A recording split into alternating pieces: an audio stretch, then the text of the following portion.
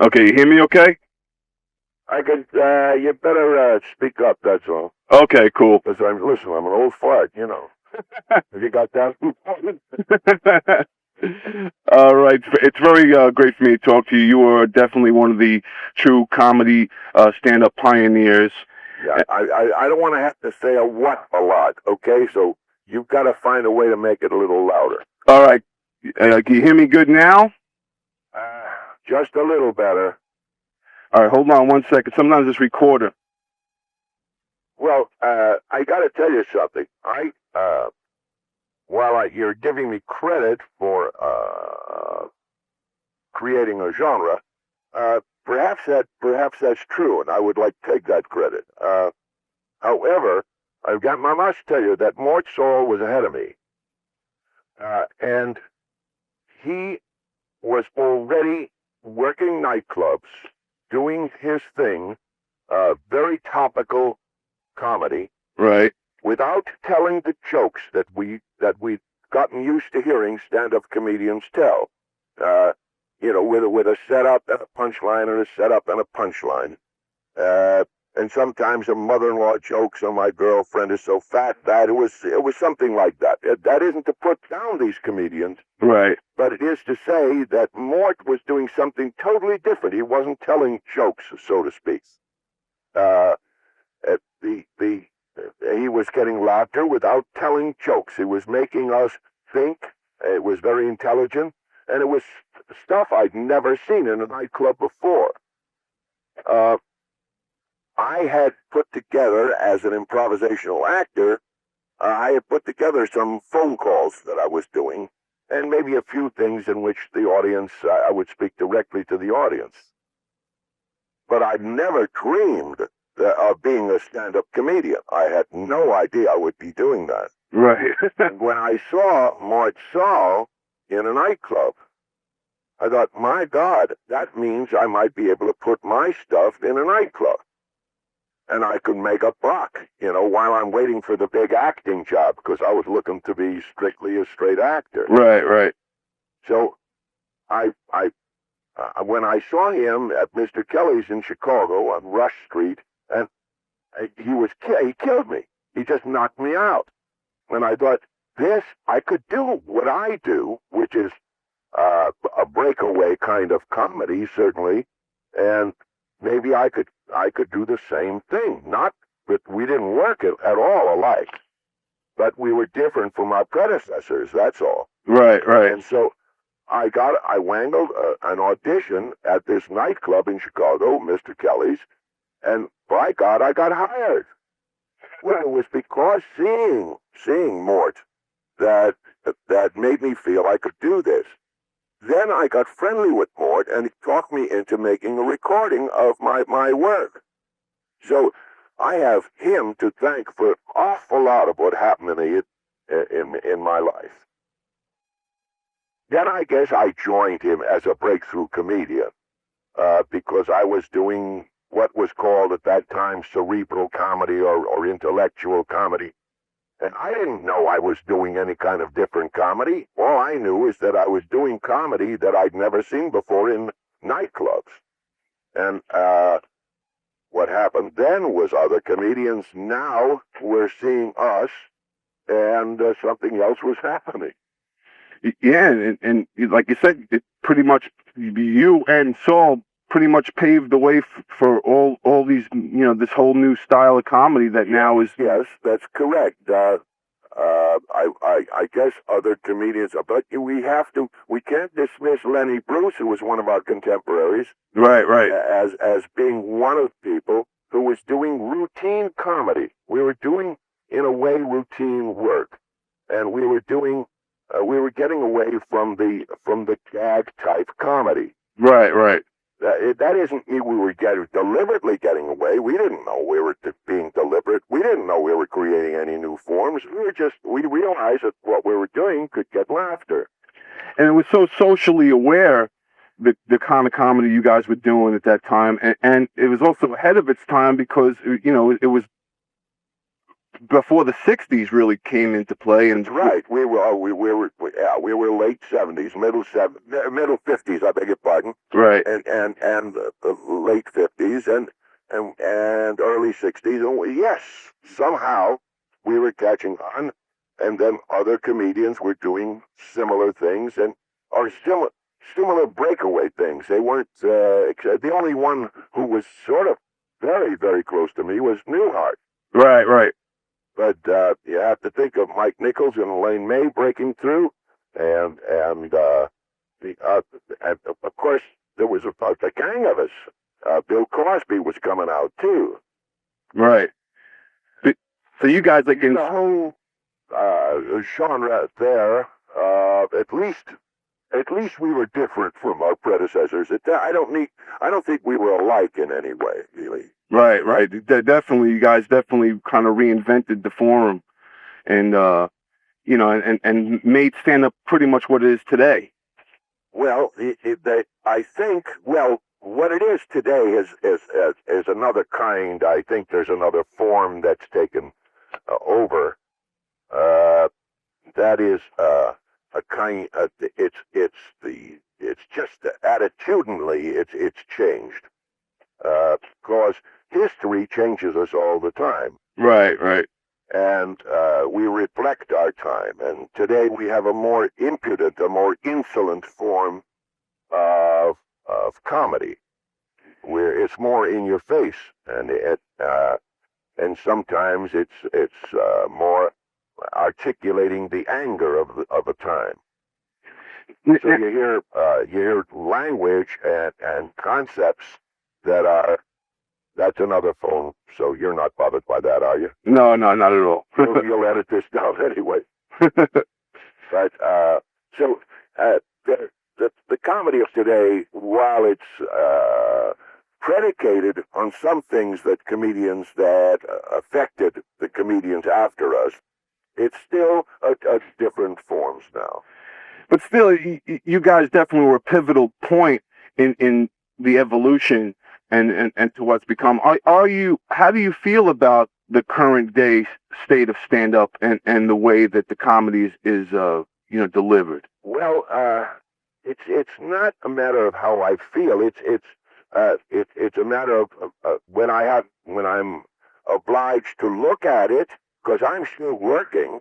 Right. But when I'm obliged to look at my younger contemporaries, all I want to know is, are you being funny? Right. All I want to know is, are you making me laugh? I'm not here to judge other performers. I'm just a member of the audience when I'm watching a comedian. And I must confess that I think there's a very heavy reliance on being disturbing rather than being funny. Right. That's true. So I don't, I'm not some old fogey. I'm not somebody who has not heard fuck and shit. I'm not somebody who hasn't heard about it. Right. But, I know what I know what it looks like. I know what it sounds like. I know how it, I hear some kind of comedy that locks me out because I don't think it's funny. There's something that I don't think is funny, but yet I hear an audience laughing at it. So what am I going to do? I can't come out and just say, oh well, it's bad, it's tasteless, it's bad. I can't do that. It's not up to me. Now, what kind of comics are on the scene now when you still work in the clubs and you're doing your thing? Or if you watch Comedy Central, is there any comedians current, like new guys on the scene that make you laugh? Yes, there's some wonderful people that are wicked. What's his name? Black. Louis Black? On Comedy Central. Louis Black. Okay. I love him. I've worked in the same show with him. I did mine, he did his. It was wonderful. Right. Yeah. He uses words that I don't use, but by God, he's funny as hell. So I watch a guy like him and Richard Lewis, who I just adore. Right. And Jeff Garlin, who who is a friend, and I like his work too. These guys are wonderful. These guys are all great, and they all definitely credit you also as a heavy influence. Well, it's nice of them to say that, and I appreciate it, and maybe it's true. I'd like that to be true. Yeah, that's incredible, and that's a great thing. And in which case, maybe I'll decide to sue them all. A lawyer. Yeah, right. There you go. And I'll ask for royalties on every laugh they get. Now, you've been in the business for close to 50 years doing this, between acting and stand-up comedy and making gold records and winning Grammys and all the great accolades that you've received through the years.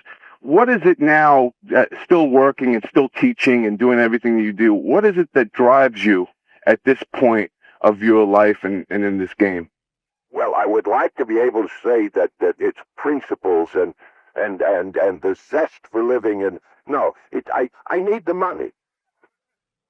There you go, simple as that, huh? One of the things is, now, of course you want to keep earning, Right.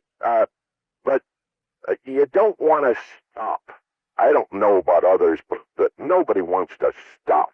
Right. I think I don't want to die before I'm dead. Right. Exactly. And so I love to get up there and do it. I'll be going to Vegas in middle of February, and I'm looking forward to the job. I work there twice a year at Harris. I love it. I love to get up and do it. So there's and even when it's if I have an audience, it's not exactly clicking with me. Right. Or if I'm not clicking with them, let me put it that way. But it's not frequent, thank God. It's very rare, and I just like to get up there and do it. What is, as a comedy writer, what are some of the, do you still get inspired? Is the comedy light always on? Yeah, it should be always on, but it's not sometimes. Sometimes you just don't even think about it. I really, for myself, when I'm working, I create. I'm not sitting down at a typewriter or at a desk and writing new material. Right. It happens when I'm working. Actually, I've been an improvisationist all my life, and I still, when I'm working enough, I'm improvising all the time. So if I can find something, and if it's a good thing, I will create something new, and it does happen for me. So that inspiration is always there. The comedy light is on, but when I'm sitting and discussing with somebody like I'm discussing with you, I think to myself, that's true. I'm wondering, am I really thinking about it all the time? I'm not sure. Right. Now, can anything be funny? Can you, what's the secret of taking The unfortunate truth is that anything is funny. Right. I recall once when on the Mary Tyler Moore show, they were at a funeral for a clown on the show. Right. And somebody said something, and another one started to snicker, and another one started to laugh, and there they were at a funeral, all trying to keep from laughing, which made them laugh even more, which made the audience laugh. So we were laughing at death. Right. We were laughing at the saddest thing that can happen to us, and that's losing a good friend. Well, or a loved one. That's horrible. I don't know if 9/11 created sufficient comedy. That I'm wondering. Right. We created sufficient comedy. Were we able to look at the opposites? I do know that there was great comedy that came about, for me anyway, in the searches. In order to fly a plane today, you can't carry nail clippers. Right. So to come up to say that the guy was robbing this bank, he handed the teller a note which said, "Give me all the money in your till, or I will trim the nails of everybody in this." Right. I don't, but that extraordinary result. The result that you could be arrested in this country and confined if you happen to look Arabic. Right, right. But the truth is that if we were attacked, let's say, if Protestants, let's say Lutherans, felt that everybody should be a Lutheran and anybody who's not a Lutheran is an infidel. Right. And if Lutherans were caught, if a few Lutherans were caught trying to bomb places, well then, if I got on a plane, I wouldn't want to sit next to a blonde. Right. You got me? Yeah, I got you. Now, I wouldn't.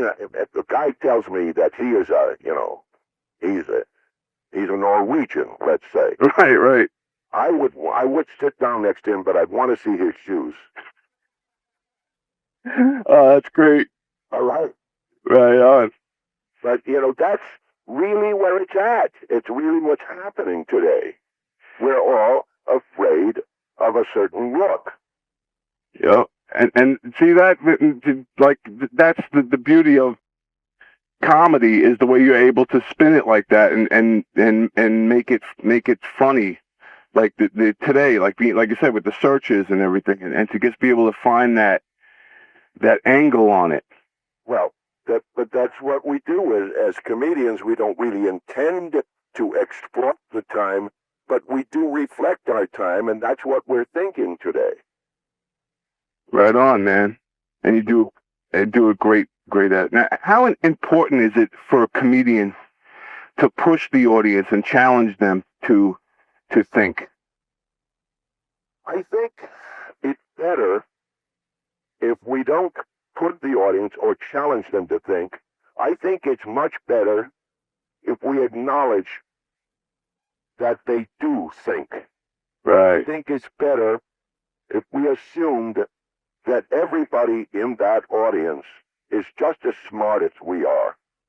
Right. And never condescend to them. I think if we compliment them by what we do and how we do it, we're giving them a compliment. Right. But if we're just going to market what we think is marketable, and today somehow fuck you is marketable. Right. Well, maybe that's not all that they want on the shelf. Maybe they want something else, a new kind of can of food, a new kind of product. Right. Maybe they want something more suitable. Or if you're not going to sell us anything more than fuck you, okay, we'll eat that. Right. Exactly. So, like you said, give the audience an option. Yes. Go there thinking that they're better than that they're above that. Right. Very good. We have to compliment them. We have to let them know we love them. Right. Exactly. And if rather than think, well, this is the market, this is what people want today, that's a determination that takes a hell of a lot of arrogance, let me tell you. You know what people want today? Well, that assumption may be wrong. Exactly. Maybe they want exactly what you want. Maybe they want peace like you want peace. Maybe they want love like you want love. Right. Maybe they want you to think they're just as smart as you. Exactly. But somehow, when I find a comedian who is working down to my lowest level, who sucks me into the toilet with him, maybe I feel a little bit resentful. Right. Good. Well said. Good point. Now, is political correctness good or bad for stand-up? Political correctness is not good for anything, for stand-up, for authors, for music, for anything. Right. It's no damn good for anything. However, deliberate insolence is also not so good. Just to stand up, say it, and to spit on the flag is not so damn good either. Right, exactly. But we have to be aware, for example, and this is really an extreme analog here, we have to be aware that the wonderful thing about the flag is that you can spit on it. Exactly. I agree that we have that right. But it isn't a good idea to do it. It's a bad thing to do. But isn't it a wonderful thing that you can burn it? Right. Exactly, that we live in that free That's society. What it stands for. It stands for being something you can burn. Well, that's an extreme move. So I would say that political correctness is not a good thing. But open defiance may not be so good either. So somewhere in the middle. I suppose. But I suppose your good thinking, your good sense will help you. Right. You know, if we were back in the 50s, where people thought a certain thing, felt a certain way, young girls behaved a certain way, young boys behaved a certain way. Right. To show what hypocrites we all are by saying, you kids are going to fuck each other after this party tonight, aren't you? Right. Well, now, we could show it. We could say that. That would be in a day when you offended 100% of or 90% of your audience. Right. What the hell good is that? Exactly. What is the purpose of it? So that you prove that you are saying the truth? What the hell good is it to be a martyr? What is it? You won't be there long because the people, the mothers and fathers are going to call the police. Right. So well, comedians can't go that far. So like guys like getting back to like Lenny Bruce and all the problems he had, with the law and everything and freedom of speech and all that things. How do you feel about it at that time with the kind of, boundaries that... Listen, we liked Lenny. Right. In a way, we were very friendly. I was friendly with him. He was friendly with me. Right. We weren't buddy-buddy, but we were close enough to enjoy each other and like each other. Right. But we wanted him to last. We wanted what he was doing to go on. We wanted him to be funny almost all the time. Because he didn't use the F word. I'm sorry. As long as we wanted him to continue and to be there. Right. So once in a while, we'd have to tell him, hey, straighten up. Right. That wasn't sour grapes. That was really because we admired him. Straighten up. Don't do that. Why do you think he used the language he used so often? Listen, why do you think they're doing it today? Yeah, good point. It works, but in those days it was working for too few, and it was upsetting an awful lot. Right, exactly. And so it wasn't doing him that much good. And of course, his other habits, his physical habits, were not good. But this was a good man. Yeah, and he did an act on me. My God, he has it on a recording that I think is one of the funniest things I ever heard. Where he told a kind of true story about me, offending the mob. Yes, I was not only offending the mob, but offending a don. Oh man. Oh yeah. Big arrogant schmuck that I was. What happened? Oh, I was in a nightclub in Philadelphia, and the guy was laughing too loud. He was sitting with 7 men at one table, and he was laughing too loud. Can you imagine that kind of arrogance, that you're complaining about a guy laughing? Right. Well, you're laughing too loud, and I was beating up on him on the stage until finally he stopped laughing, and so did everybody at the table. I got off the stage, and the boss said, "You better go out there and apologize to him." I said, "No, I won't." He said, "Do that, or you won't be here tomorrow."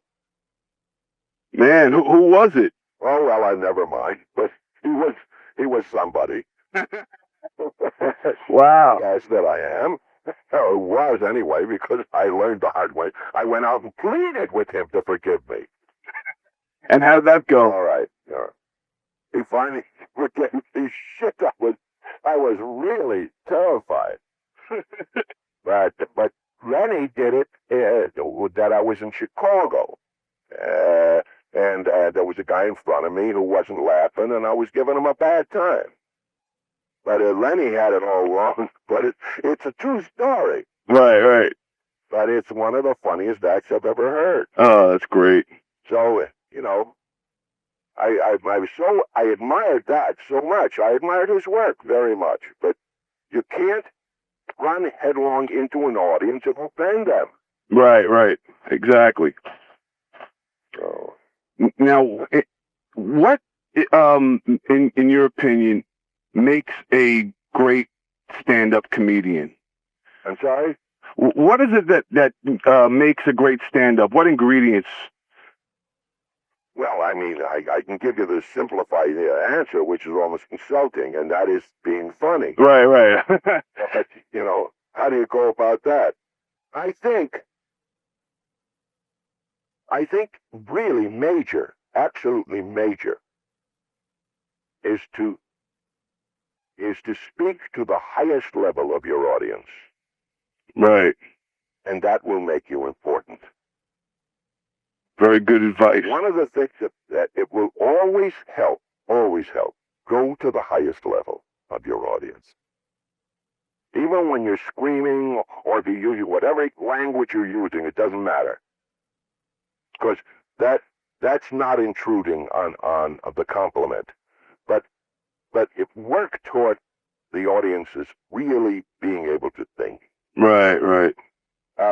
And generally, if you're cool, if you're really cool, if you don't sweat for them, they will accept you as a top flight stand-up. The thing that's happening today, however, is that all you have to do is do one good show and be seen by somebody, and you'll have to be a television star, and you won't be a stand-up too long. Right.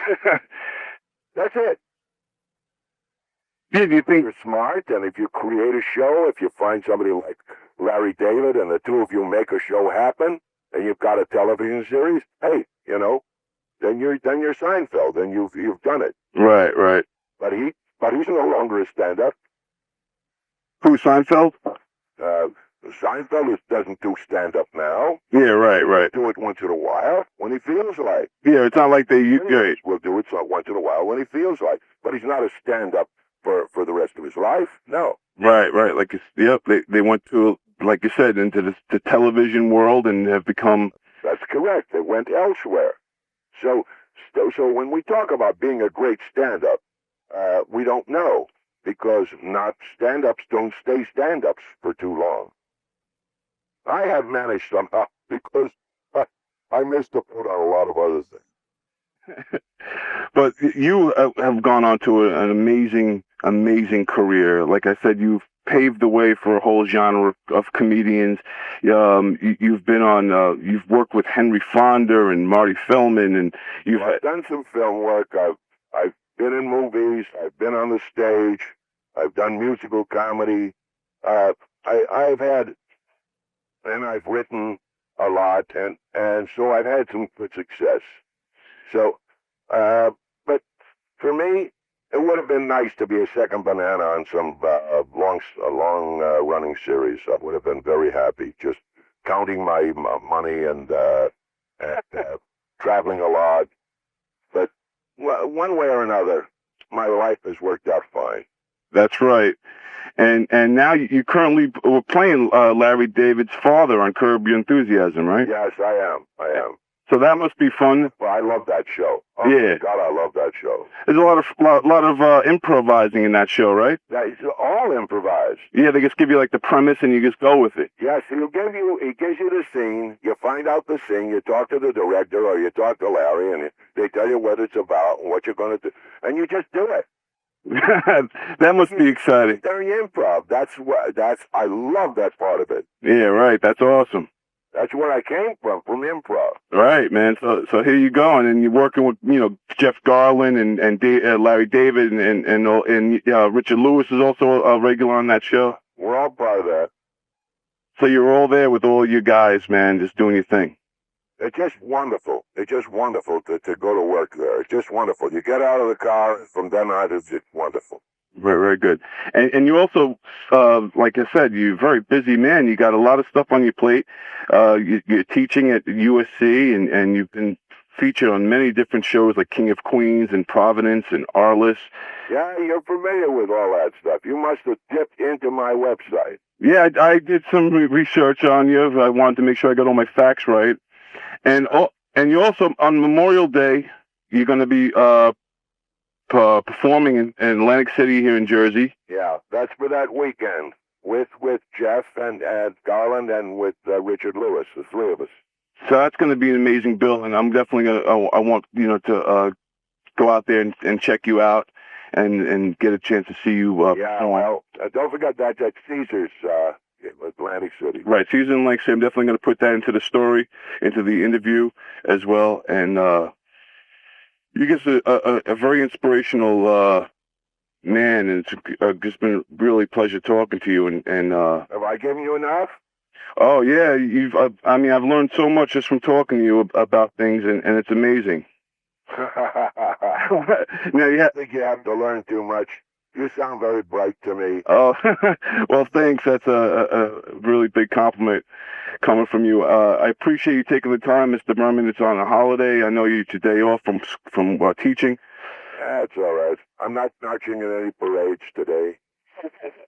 But it was it's you think you'd see from your side that the performer you're talking to is being kind. From our side, it's always good to be noticed by someone and to be shown to the public. It's very important for us. So believe me, it's a two-way street. Wow. Well, I appreciate this very much. Oh, same here. I appreciate it. It's an honor to talk to you. But boy, you just misquote me just once. It's going straight as you say it. Don't worry, I won't misquote you. All right, so when can I see this? This will be running in the February issue and of Uproar magazine, and I'm also going to have it run in a Long Island magazine called Good Times Magazine. Okay. And I'll send you the hard copy of that. All right, you're a sweetheart. Oh, thank you, sir. Thank you, son. All right. Talking to you. Same here. All right. Have a great day. Yeah, bye. Bye.